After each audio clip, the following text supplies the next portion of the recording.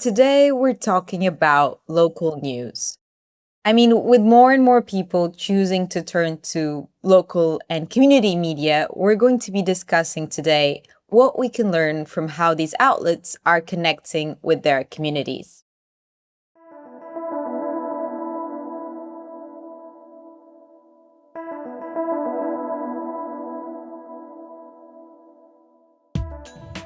So, Tessa, to kick us off, I wanted to ask you, I mean, in Australia, did you grow up listening to some sort of local news station, or do you follow any local news outlets today?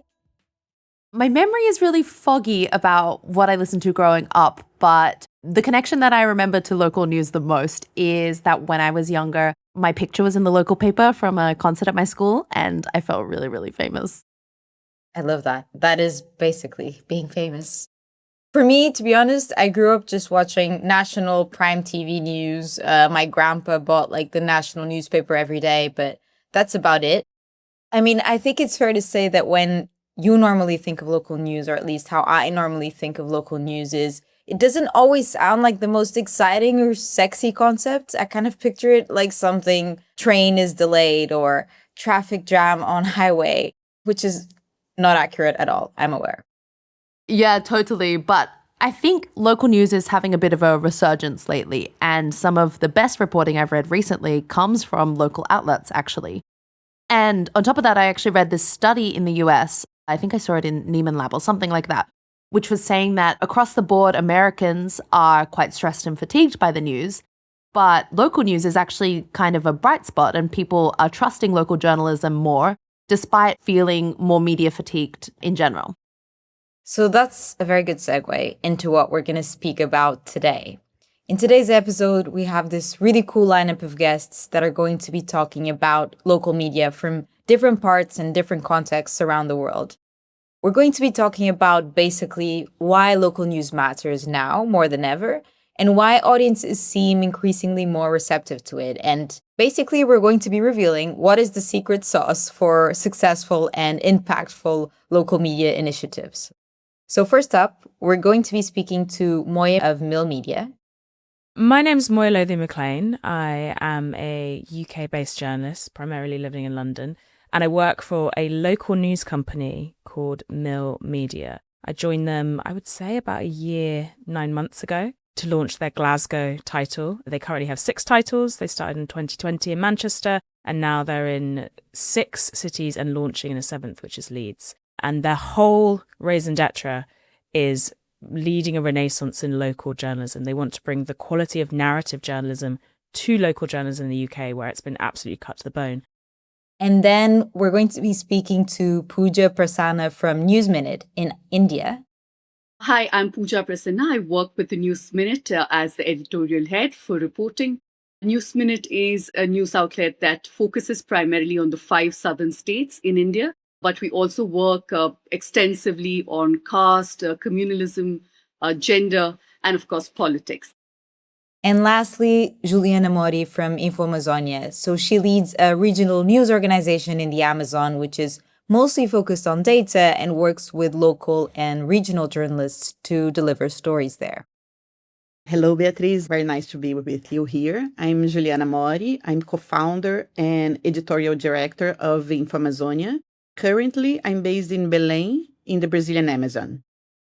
But before we start, if you're enjoying our podcast, please do give us a rating, send it to a friend, or share this on social media.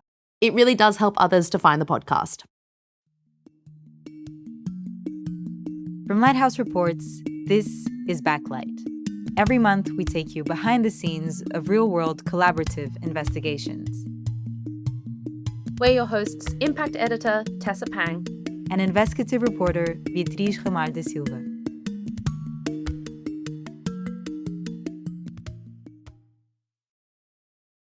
So I subscribe to The Mill. Because it's really well-written, nuanced reporting. proper, local, high-quality journalism. Because I trust them. It provides a kind of content that legacy media just isn't set up to serve.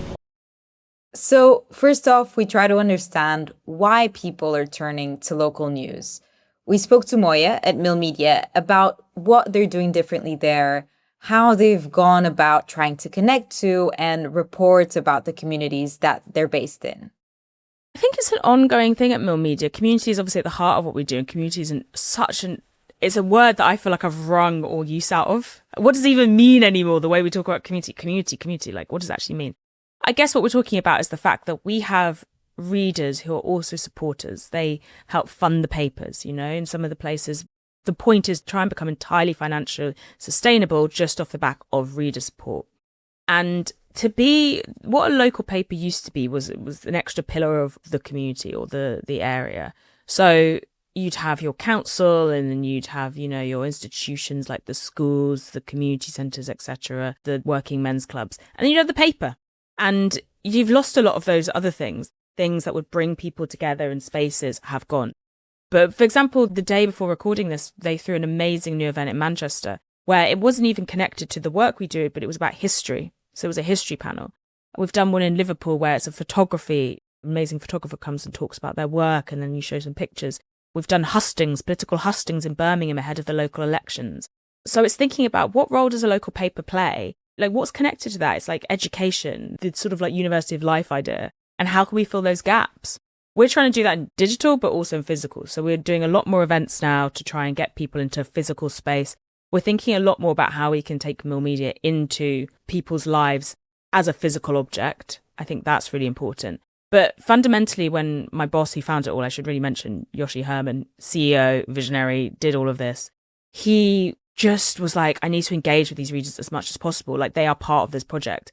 So it's, constantly replying, asking questions, talking to people in comments, following up. If someone says something, say, can I shoot you an email? That sounds really interesting. Can I meet you for a coffee? Like your readers are your sources and your guide to the world around you. And we've run really good campaigns in places like Manchester where we've done pledges. We've said, okay, we're going to make X amount of pledges about what we will do if we reach this amount of paid subscribers. And it's stuff like we're going to do Good News Edition. We're going to go into local schools and teach them about disinformation. We're going to invest in a role that's going to scrutinise politics. Those kind of pledges. And then people are like, yeah, I want to get behind that. That's the society I want to live in. I'm at a local area I want to live in.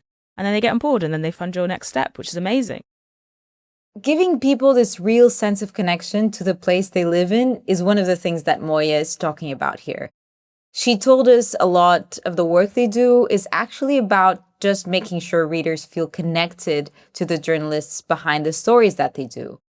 This sort of intimacy that is created and makes people want to keep being involved and feel like really involved and engaged as readers. Yeah, and on that engagement, I think the reason why Mill Media is so popular is because readers feel like they're an active part of this news creation and that it's, news for them, but it's also by them. I think the pledges are a really great example of the sort of thing that makes people think about what they can do to help in their city and their community. So we asked Moya how their setup allows them to do this. We have teams in every city that we operate in. These can be in the Manchester one because that's been going the longest. There's, I think, about 4 reporters. Then you have editors. They're the biggest team. Sheffield, again, got 4 people, 3 full-time reporters, 1 editor, and we have local editors as well. But so you'll have them as your core staff. And those are the people who day in, day out will be, on the phone, on the pavement, knocking on doors, getting tips, talking to people, just walking around an area and writing about the people they meet there. We do work with freelancers as well. That's important for the model because we can't be everywhere all the time. But the real aim is to have, because what we do is quite niche in the UK. There isn't a lot of sort of narrative reporting in that sense.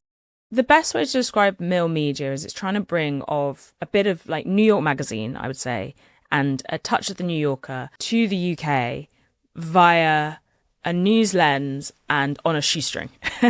So they're trying to bring this really high qualitative narrative journalism that's gripping, that's very readable, that's not, straight news. So everything is told like a story. It's novelistic. We think in scenes. So Tessa, I'm sure you're going to love this because it goes back to the point of our last episode about trust in media.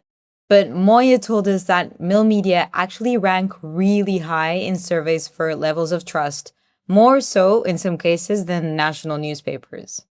Yeah, I'm not surprised because I think if you feel part of the creation of the news, then you're more likely to trust what the news is saying? We have a much higher level of trust from the surveys we've done than people do in national newspapers. Of course, then you get into the problem of scale, because the bigger you get, the less trust people have in you. There is a real investment in the idea of the underdog. We still are very much a small independent media company. You know, like Yoshi's done incredible things, but we're not New York Times yet. Then maybe that's not the aim. I'm not sure, but it's an interesting thing to think about. Like, the bigger you get, there is less trust now because of the lack of trust people have in large things, large corporations, large media sources. Back in the day, the BBC was so trusted. Now its size is almost, its facelessness makes it less trusted. People really connect with seeing another person. And that's something else about Mill Media. We really put our journalists front and centre and say, this is the person writing your newsletter. This is the person you're sending tips to. This is the person that, you know, if you send abuse to, they're on the other end. It's constantly like, this is the person writing your news. Yeah, this is a really interesting point, because even if you work at a national newsroom, there are lots of things that you can adopt from what Moya is talking about to engage more meaningfully with your audiences. I think it goes further than just reporting. You know, it's about making sure the audiences that you're trying to reach are actually engaging. I think so much of the metrics of success that newsrooms talk about is about reach. But I really think people should be focusing on the engagement of their readers, you know, how people are responding in the comments, following up qualitatively, so you can know what people understood from the article that you just published. And maybe you can do that by, you know, putting on an event or working with a community group to have a conversation about this. I think one of the major differences between what our journalists do and what journalists who are in other companies are encouraged to do is our journalists are forced out into the street. We say, go to that house, go to that place, put a letter to the door, ring them, you know, pick up the phone. There is a real level of atomization in journalism nowadays where we'll ask for things on Twitter or via Instagram, and that can be useful, but you have to also physically be there. And that's why we also send our journalists out. Just if there's not a story, like, well, go outside and talk to some people. You can find great stuff doing that. Moya was telling us that they have this narrative approach to journalism, which is part of their attempt to obviously connect more emotionally with their readers, to create pieces that are more engaging. And so they really focus on this storytelling aspect. This actually means investing in long-form journalism, which is something you don't see a lot, especially in Europe nowadays. Yeah, and as Moya was saying, the reason why that works is because that's what their audience is demanding. Yeah, and just talking about their model, they have a really diverse set of things that they offer their audience. So they will be covering things like political wrongdoing or council spending. I mean, stories which have led to criminal investigations and resignations. But they also have a lot of creative pieces. Like, they had this story about a local butcher who is loved by the community. They had this piece uncovering toxic behavior at this really famous Michelin star restaurant. And another one, which actually stuck with me, was this really widely read piece about the secret sauce behind Manchester's most popular chicken shop. That's pretty great. Listen, I wish someone in Barcelona would write something like this. They would like release the secret sauce to my favorite tortilla place. Like, I'd pay for that. I'll save you some time. The best tortilla is at El Pollo. That's totally debatable, but this is not the forum for that. Yeah, fair. And also we want to keep it up for debate. I don't want people flooding my local. But anyway, you know, obviously this conversation with Moya happens in the context of the complete gutting of local news in many places. And I think that's kind of been the backdrop of why local news has been struggling in previous years, is because of this lack of funding as well. And that's meant that many local news journalists are so stretched that they often have to just copy stories that have been syndicated from bigger places. But I think the conversation with Moya shows that there is a real demand for local news and for news that helps people understand the place and the community in which they live. And that really needs investment in. I think that one thing that people should take away from this conversation is that success, you know, is not about reach, as I said before. It's about the quality of engagement. And that's what Mill Media has. Yeah, exactly. Another key takeaway I'd say here is making sure you have this personalized and really distinctive voice. It makes people want to keep coming back and want to read more. Okay, so to wrap things up, we asked Moya why she thought audiences were going local. I think it's an interesting question, because is it that audiences are going local? I do think there has been a retreat into the local. I think that there's a feeling of, as I point out, fatigue in digital worlds. So people are looking to their own backyards a bit more. There's a bit of a retreat as well from what feels like a constant onslaught of politics that they don't feel maybe they have a say in. And that's not true. The whole point of local news as well is that you can make local politics decipherable and comprehensible to people on the street. And you can make them feel like they know what's actually going on, but it starts at the local and then you work your way up. The reason I think Mill Media has connected is because of the quality. I think quality really does speak, and that's something that again and again, I want to say frustrated, but I think it's just more that the opportunity is being missed. I think there is this presumption across both media and arts and other spaces, even technology, that people want slop and that they will accept slop. And I think that's not true. I think it's because slop is being served, so we eat slop. You know, if you're hungry, you'll eat the gruel, you'll eat the junk food. But people do long for equality. And I know that obviously there's this massive space into short form video, and we're all writing these like quick identikit newsletters about finding yourself on Substack. But I actually think there's never been a better time than right now to pursue an original idea and stick to it. There's a lot of short-termism at the moment where if people don't immediately see a like or a share, then they're like, it's failed, it's failed. Why do we need more local outlets? Because the more local outlets we have, the more that we can rebuild a media ecosystem that actually shows that quality works. That's the main thing. In Britain, at least, we ceded too much ground to the idea that media could be dumbed down and it should be this massive profit-making thing.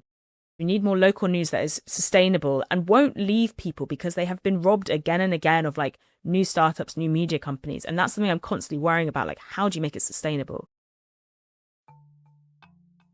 You're listening to Backlight, Lighthouse Report's monthly deep dive into the world of investigative journalism. If you want to know more about our investigations, you can subscribe to our newsletter on our website, lighthousereports.com. Or if you have suggestions on who we can talk to on this podcast, you can always reach out to us at backlight@lighthousereports.com.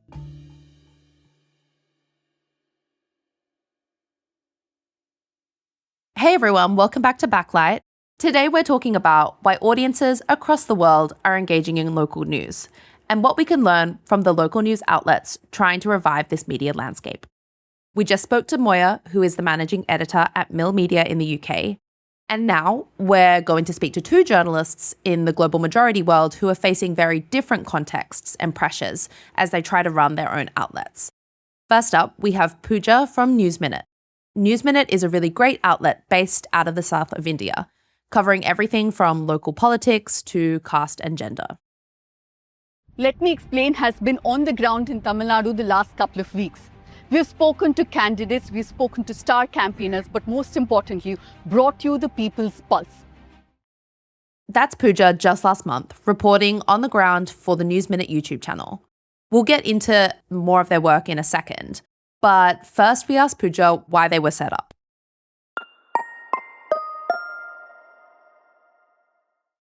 Most of the so-called news channels are based out of the northern part of the country, closer to Delhi, which is the national capital, which means that even when they are covering other regions like the southern part, like I said, the prism is very Delhi-centric. Somehow that would mean that the voices from the ground are not as nuanced. Everything is flattened and told from the point of view of a Delhi viewer, while the irony is the majority of their viewers came from the south. So this is when about 12 years ago in 2014, Dhanya Rajendran, Chitra Subramaniam and Vignesh Vellore, the three of them came together, found a news organization that's based in South, primarily focusing on the South with a Southern voice. But over the years, it looked like it isn't just the South that's getting ignored. The national channels are doing a whole bunch of things wrong. So we started telling stories on caste from the ground, on gender, like nobody else in India was at that time, about communalism and not kind of amplifying majoritarian voices primarily. These are some of the things we started doing over time. Now we do focus on these issues in other parts of the country too, but of course our focus still remains the southern part of India. And we asked Pooja about the type of work they're doing that is generally just not getting covered in traditional media outlets. I mean, one campaign that we focused on extensively last year was the sexual assault of an actor in the southern state of Kerala. Now, this wasn't a straightforward case, and it was a very high-profile case because the accused, a man who was accused of being a co-conspirator, was also a very popular actor. Now, there are so many dimensions to the story that it cannot be wrapped up in 30 seconds, which is what most news channels were aiming to do. Just flatten out the nuances and just package it in a way that this is the accused, this is what happened. But over a period of 8 to 10 months, we had long form stories. My colleague Nidhi Suresh spoke to all the stakeholders possible on the record, off the record. In a sense, frame the context to why this crime took place, how it took place, and most importantly, what it showed about the society, especially in how the Kerala society reacted to it. It became a turning point in how people started looking at crimes against women and not just looking at who the perpetrator is, what the crime is, when the crime happened, and what is the end result, in the sense of what just the court said. That's the kind of reporting we do. We have long format videos, text stories. I mean, of course, we do kind of put out updates, news updates, because that is something we continue doing. But we don't stop at that. We go on the ground and we take our time to make sure that we get the story right. So she told us one of the ways they try to make sure their coverage reaches as many people as possible is to collaborate with even more hyperlocal news outlets. So we have a team of about 35 to 40 journalists who are spread across the 5 southern states. We're based out of Bengaluru, which is supposed to be the IT capital. That's also a major city in the south. We tried an experiment in 2023, which for me was extremely exciting.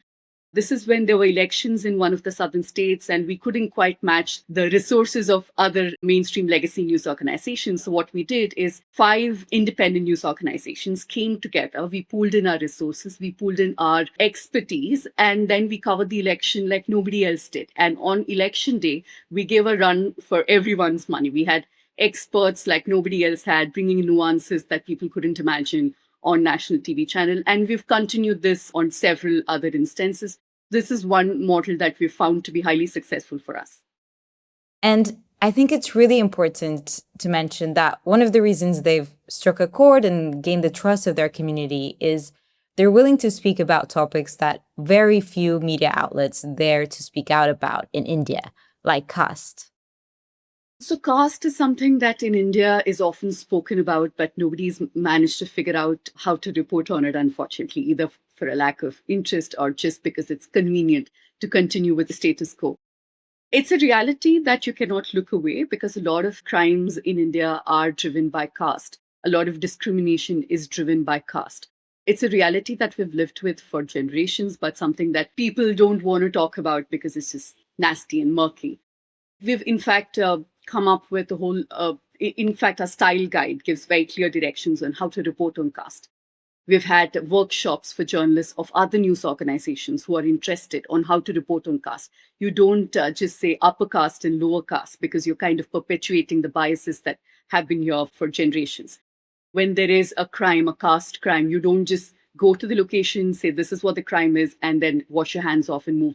You look at the context in which the crime happened, give your reader, your viewer, the entire story, because it didn't start on the day the crime took place. These are crimes that have a context that could span all the way back for years or even generations, like I said. Yeah, something that's interesting about so many of the local media examples is they're identifying a gap that national media are not meeting, and then they're going in to fill that. So for Mill Media, it was making sense of what's happening around you. And for News Minute, it's about educating other reporters on topics that are not really addressed in the national media. And I really like this idea where they're kind of creating workshops to share their learnings and to make sure more people know how to report accurately on caste. Similar to what we heard with Mill Media, a big reason behind the success of News Minute is how they try to engage with their audiences and forge this relationship with the communities that they report on. And Pooja told us a bit about that. Viewers and our subscribers are also part of that ecosystem. So about 6 years ago in 2020, we started our membership subscription model. Those who fund are also part of our community. They know exactly what they'll get when they support news organizations like ourselves. And I think that comes from a long track record of trust in the system as well as individuals. Many of our reporters are brands in themselves, right? We have Azifa Fatima, who tracks gender and courts. So she's somebody that people know will do a thorough job when it comes to any court order. She's not going to just put out something half-baked. She's going to go through the court order, give them something that matters. We have younger reporters like Shivani, who focuses on gender particularly. Several of these people are executive editor. Sudipto is somebody who's focused on caste for a long time. These are people who are also brands by themselves, and they have community supporting them, their work particularly. Yeah, I feel like it's quite hard for so many reasons to convince people to subscribe to a local news outlet. But this strategy of making your audience know who is behind the story, which journalists are on which beat and why they should follow their coverage is something that seems to work quite well. Yeah, and she also shared all of these really creative ways that they're trying to engage their audiences and build trust. And here's one of them. Every month or every couple of months, we have a meeting where we allow about 15 to 20 of our subscribers to come and take part with us on our edit meeting, where we discuss the stories that we're working on. We ask our reporters, what are the elements? How do you plan to go about doing this story? And at the end of it, we also allow the subscribers to give their comments. And many of them have actually given us story ideas that we've worked on, sometimes even with them. Because, we may not have the tech expertise. We have somebody who's a techie. He says, I can do this for you, the tech part of it. You can do the journalism part of it. And we kind of collaborate with them. And it's been absolutely amazing because there isn't anything that we can say that we don't have support with. Yeah, so basically they're going where nobody else is going and playing this key role in strengthening local democracy in the meantime. And they do so in a context where that can be really, really hard. Without exaggerating, we do function in an atmosphere of fear because the government can kind of swoop in on you in multiple ways. Our funding is very transparent. Like I said, we are subscription driven. That's out there in the open. But that said, that still doesn't stop governments from sending central agencies. A few years ago, we had a so-called search and seize operation from the IT income tax department. Did come down to our office. They didn't know what to do. They were just around for about 4 to 5 hours, looking at the walls, looking at the paintings in the office because they had to kill time. Asked our people for laptops, which we refused because we have the right to refuse. And then our CEO came in and they left from that. This went on for a few years. And of course, they closed the case and they couldn't find any wrongdoing. And we've seen this time and again. We have politicians from the ruling party and big, powerful corporates who have ties with certain parties, filed cases against us. We have upwards of 30 court cases across the country right now that we're fighting. Eventually, yes, our vetting CIS method is so thorough that we know that we have documentary proof to everything that we put out there, and we will be able to get away. But at the same time, they just keep using lawyers and it gets dragged on for months, and they make sure that they go to remote areas to file cases. So even just appearing in front of the court itself is a challenge. So these are some of the systemic structural problems we face. And apart from that, of course, scrutiny of any investor, anybody who wants to kind of, help us out is also there. That makes it a little more scary for people to come out and support us openly. And of course, social media trolling, all of us have faced it, some less than the other. The most challenging one is the resource crunch, right? We don't, like I said, have the resources that legacy media works with. We're forced to pick stories to focus on. And so we asked her why she thinks they've been able to amass such a big following for their work. So I think trust is a very important part when you're building a community. We're very close to the communities that we work with. So in that sense, we're far more real than somebody sitting out of a Delhi. Every single time we make it a point to communicate to our viewers that this is what happened behind the scene in getting this story step by step, so that they understand the effort it takes and also the entire process of vetting, of the kind of scrutiny we put on our stories before we make it public. That builds a certain level of trust, which I think today legacy news outlets cannot possibly match in any way. And we really shouldn't underestimate just how hard it is to build this trust. So to wrap up the episode, we spoke to Juliana at InfoAmazonia. She is a journalist based in Belém, Brazil, a place where people historically don't trust local media. Mainstream media is still considered the go-to place to get the news, but they're trying to change this. So InfoAmazonia often will be investigating things like environmental destruction or holding agribusiness to account or investigating mining companies, let's say. And often this will lead to backlash.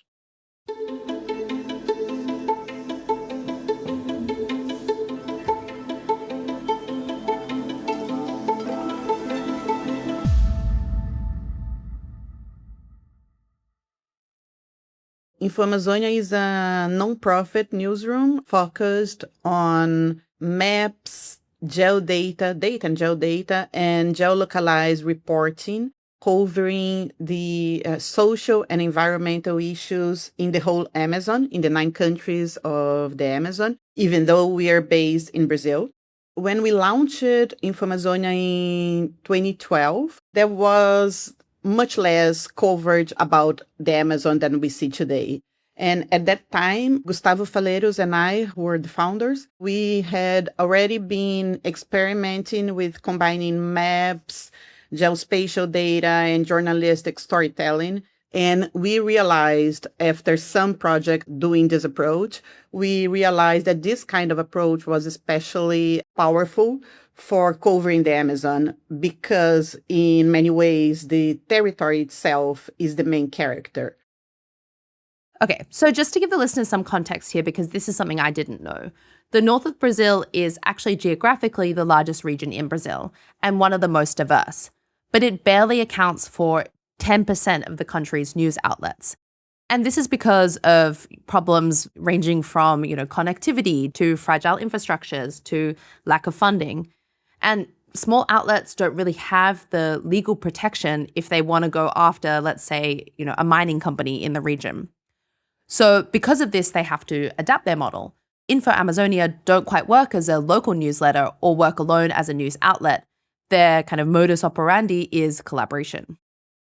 So we are very used to work in collaboration with other journalists and other outlets. But for the last 4 or 5 years, since 2021, we run a network called Infoamazonia Citizen Network that is exactly working with local outlets in the Brazilian Amazon. So we have built this network with nowadays more than 25 local outlets in the 9 states of the Brazilian Amazon. And we work together in different instances, but also the whole idea is to strengthen the journalistic ecosystem here in the Amazon. We do have different kinds of collaborations. In some points, we also had a institutional strengthening of the local outlets when we understood this was an important part, not only the editorial part. But in the editorial part, we do work in collaboration with those outlets, and we have experimented several ways of doing this. And I think the most successful one that we consolidated last year is working together, Infoamazonia coordinates a special project that has one big theme. We do a whole analysis for the whole area, and we identify the spots where that theme is most important. And then we work with the outlets. Each outlet goes to the ground and makes their own stories. We bring the data analysis, the data visualization, and the editorial coordination of the process. And then we produce a special series about that theme. We did last year at least 3 about climate change issues. So one was about who are the main vulnerable Amazons in climate hydro disasters. And another one was about Afro-descendant, the Amazon of the Afro-descendant. We call it quilombolas. And the other one was about the smoke of the communities affected by the smoke of the fires. In all of those, we did this big levantamento. By the way, levantamento means data collection. In this context, Juliana and I were speaking in this half Portuguese, half English mode. Oh, yes, Portuglish, if that is how people say that. I think this comes to show that, there's not only one way of thinking about local journalism. Clearly here, one of the big reasons why collaboration is important is the risk, so either physical or legal. And smaller outlets might face that risk if they try to report on powerful local actors on their own. There are security problems because they are reporting from the place where things are happening. And there's a lot of violence, a lot of concentration of power here in the Amazon. And when you're a local reporter and you're making investigative reporting, you're more or less with a target in your face. So when you in partnerships with other outlets, this is much spreader and it's not more a local theme. So I think it really helps this kind of alliance. Of course, we do have a security protocol that we manage with them when they're in the ground. But I think mostly that is our expertise of working with the geospatial data and bringing this to the local outlets that do have short resources and wouldn't work with this kind of information. So a real challenge that they face is obviously getting their reporting out in the many, many indigenous languages across the territory. So they're trying out new strategies to make sure that their work goes beyond just the urban parts of the Amazon. We do have some strategies to reach the local audience. And I think the best one actually is working with the local outlets and having their own audience and defending our stories to the local audience also, because they can get to places where we usually just in our website, we don't get. In the last years, we developed some tools to make it better. So we do have one partnership of distribution to local outlets, besides of this network that I was telling about. Every story that we think has a very localized context, like talking about a single territory or a single province, state, we deliver to this project. All our content is open to republishing with the credits and everything. And more recently, we just launched Boto, which is a WhatsApp chatbot. It delivers all the content of our website and also of our partners from these local stories. The idea is to receive stories about the Amazon, and you do have some options. One of those that you can configure what you want to receive is which which state, which city. And so you can say, for example, I just want to receive stories from Belém in Pará state. And then you're going to receive in your WhatsApp only those stories. One of the strategies they use is to work with Indigenous content creators. Most of the media here in the Amazon is not really spread in the territory. It's very concentrated in the capitals. The mass media is concentrated among the same families and like powerful families, usually related to local politicians who in the beat we cover in the environmental issues are much more pro-development and infrastructure than protecting the environment. There is a gap of trustable information in the mass media. The small local media, the independent local media needs to be reinforced, needs to be more visible, needs to strengthen so people really know it. And about the indigenous people, there is a movement very big in Brazil, and I think in the world, of consuming news from the social networks. And I see the indigenous movement very, very involved into this popular communication. So it's not really journalistic news, but it's information, and they're spread by indigenous communicators, which are many, and some are very, very good. It's very common in the indigenous territories and in the local territories to have a local community radios, which is like a very oral form of distributing information, and it's very like it's from ever. And now they're doing some like indigenous radios, which are more broader reach. So like national reach, indigenous, Afro-descendant. The everyday news, I think they're consuming a lot from their own influencers, local communicators, and radios, local radios. Okay, I think we'll have to stop it there. But I think these conversations show that there is a true mandate for local news, you know, from Manchester in the UK to the south of India to the Amazon. And when people are overwhelmed by information about, you know, crises happening in every corner of the world, I think people really retreat to wanting to know, well, what's happening in the community around them and find solace in knowing, what's happening in their own block.